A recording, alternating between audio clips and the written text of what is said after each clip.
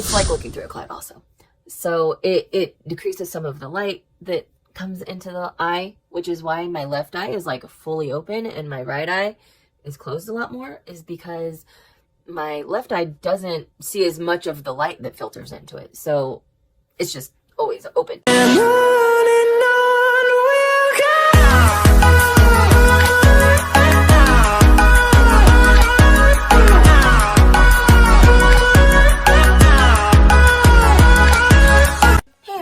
Welcome back to my channel. My name is Just Constantino, and today I'd like to talk to you guys about something I get asked all the time. I get asked pretty often, what is visually impaired? Especially online. I get, whenever I say something about being visually impaired, a lot of people will ask, well, what does that mean? Before I go into this, I just want to say, make sure you guys stick around to the end because I'm going to give you guys a personal update about my life. So stick around for that. If you Google, what does visually impaired mean? This is the definition it will give you. Vision impairment means that a person's eyesight cannot be corrected to a normal level. Vision impairment may be caused by a loss of visual acuity, where the eye does not see objects as clearly as usual. That kind of gives you an idea of what it means. In layman's terms, it means that your vision is not as good as somebody with normal vision, somebody that has 20/20 vision. People that have 20/20 vision but still wear glasses occasionally, or to drive or to read or whatever. If you can be corrected, they call it legally blind, because technically you are legally blind. However, you can get corrections. If you are zero sight, they refer to you as fully blind. However, I do know a lot of people that have some vision that refer to themselves as blind, and it's not like they are saying, well, I'm blind, like a fully blind person, but they consider themselves to have less vision that is usable than what is a normal level. So for them, they do feel blind. Legally blind means that you can have your vision corrected to a normal level. If you are visually impaired, it's the next level down. It means that you cannot have your vision corrected with glasses or contact lenses. Now, where this might get confusing to some people is I actually have a contact bandage lens that I'm supposed to wear on my eyes, on my right eye, all the time. Not on my left eye, just my right eye, because I have an artificial cornea. And I don't wear a contact lens that necessarily like makes my vision better. It's just a bandage contact lens, which means it is on my eye for protection. It protects my eye. That pretty much means that my vision is not correctable. They could try to put corrective lenses on me, but I don't know if I've told you guys this before, but if I have correctable lenses, they're usually like +12s. That was when I wore glasses, they made them +12s. And for anybody who does not know anything about optometry, to correcting my vision goes, I can't have my eyes corrected to a normal level. I can't even get close, honestly.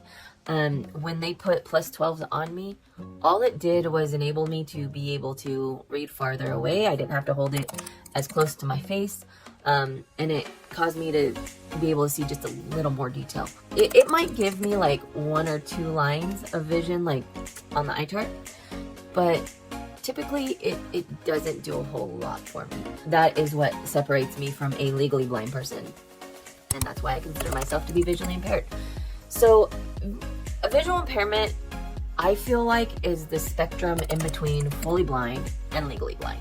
It's anywhere in between there. It can be from having, light perception or just seeing shadows and light, to being colorblind, to having, 2400 vision, or which is like the biggest letter on the eye chart. Anywhere in between, honestly.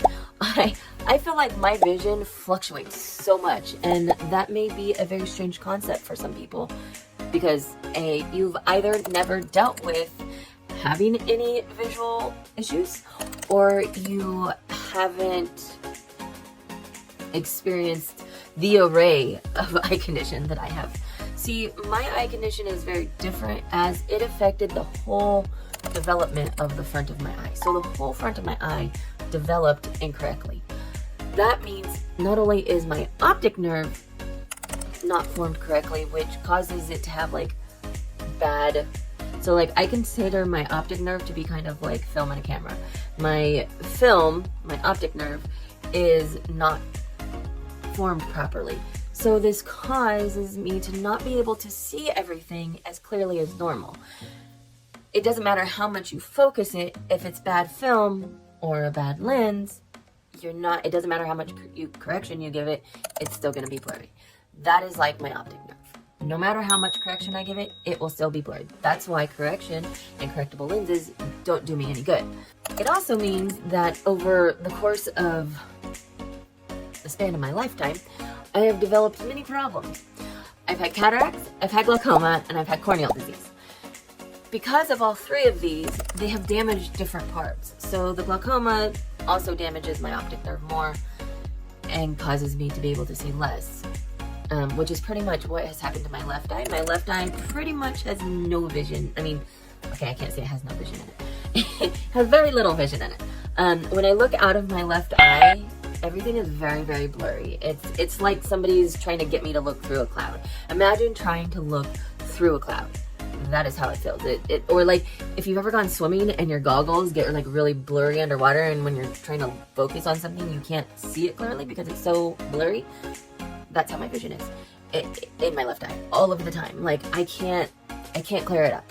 And the reason it is that way is because when they were struggling to get my corneal disease under control in my left eye, the glaucoma kind of got overlooked for a while. And when that happened, there was a lot of damage that happened because my pressures were like, I think 40 or 45 in my left eye, and for an extended period of time.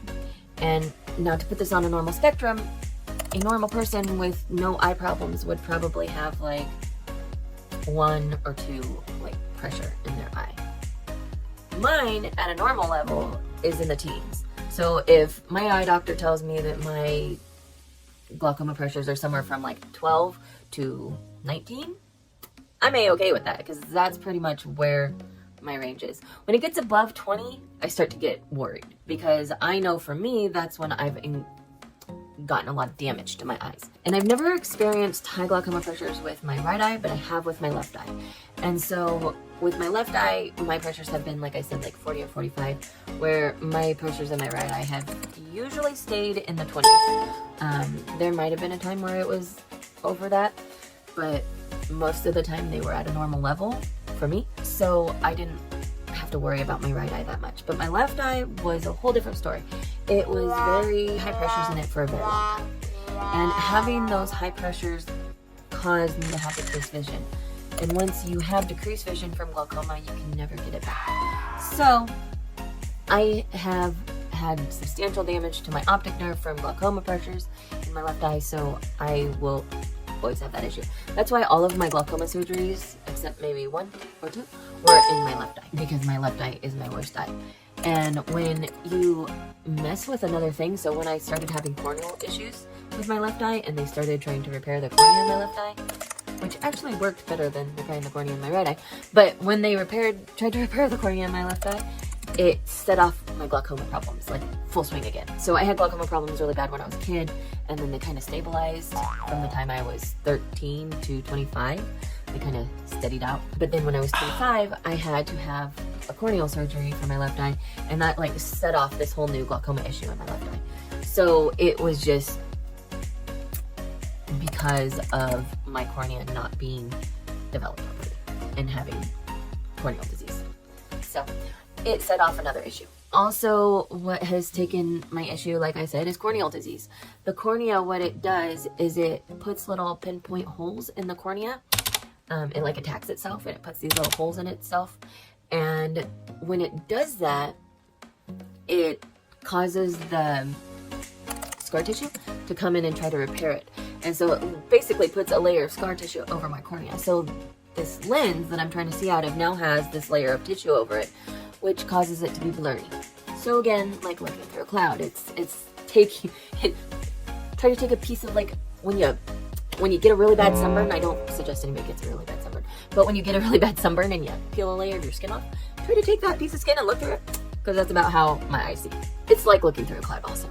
So it decreases some of the light that comes into the eye, which is why my left eye is like fully open and my right eye is closed a lot more is because my left eye doesn't see as much of the light that filters into it. So it's just always open.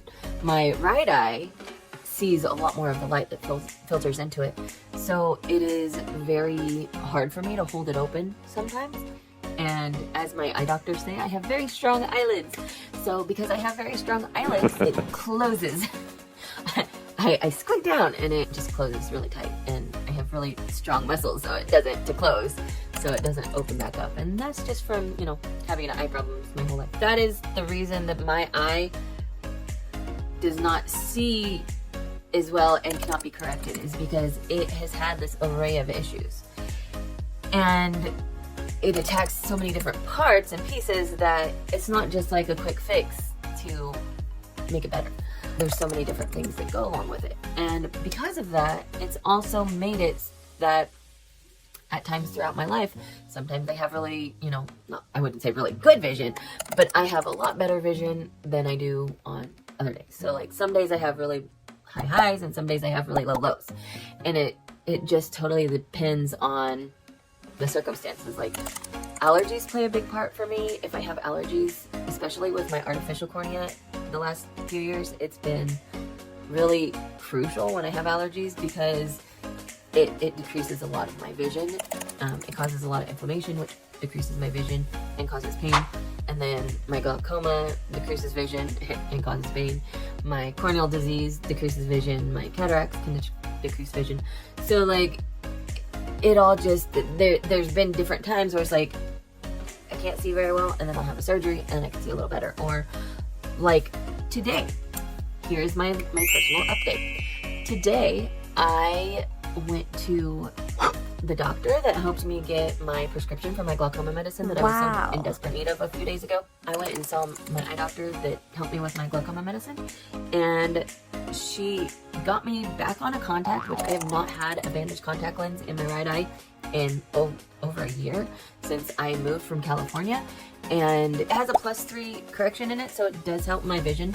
It helps me not have to like look as close to my phone. And I mean, you saw when I read the phone, you saw how, and that letters are, I mean, they're pretty big. And yeah, I still have to get it fairly close, but to me, I mean, I can hold it out here rather than holding it here. So for me, it's like, it's still good. It still might be closer than the normal person would hold their phone to their face to read it. But for me, it is actually like substantially better. I can see clearer. And not only that, but it provides a lot of comfort and soothing to my eye, because my eye has been in pain since I put the eardrops in my eyes. My eye has been in so much pain.